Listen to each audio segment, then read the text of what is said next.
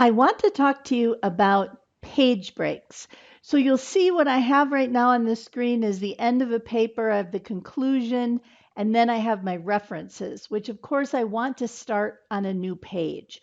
So here's how most of you do a page break. Most of you do a page break by just pushing the enter key until you essentially push that text to the top of the next page. And this is not a great way to do this. This is not a good way to do it for a couple of reasons. Reason number one, it's kind of a pain in the neck. But the most important reason is right now, the computer thinks that you want exactly this many blank lines, no matter what else happens in the paper. You want to keep this number of blank lines. So what happens if I scroll up here and if I decide to eliminate some of this text, what happens is that the computer keeps that same number of blank lines, and because some text was eliminated, it just pulls my references forward. Well, that's not what I want. I want my references to be at the top of the next page. So then I could go in and put some more enters, but of course that's, again, not a great way to do it because I'm always having to keep track of it. And the same things happens if you add more text. So if, for example, I'm up here, I'm just going to add a bunch more text.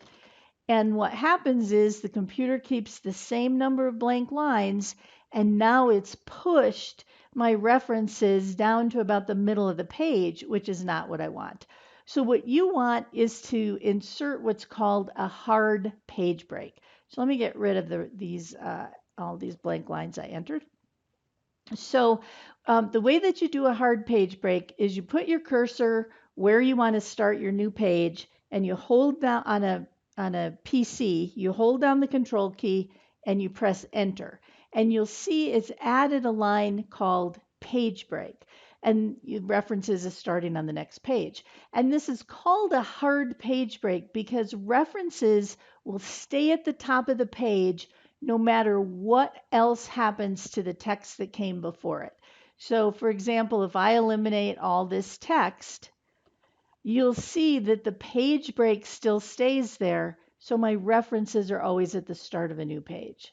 So this is a much better way to start new pages, whether it's for a reference list, whether it's at the end of your cover page, and now you're ready to move to page 2 of your document.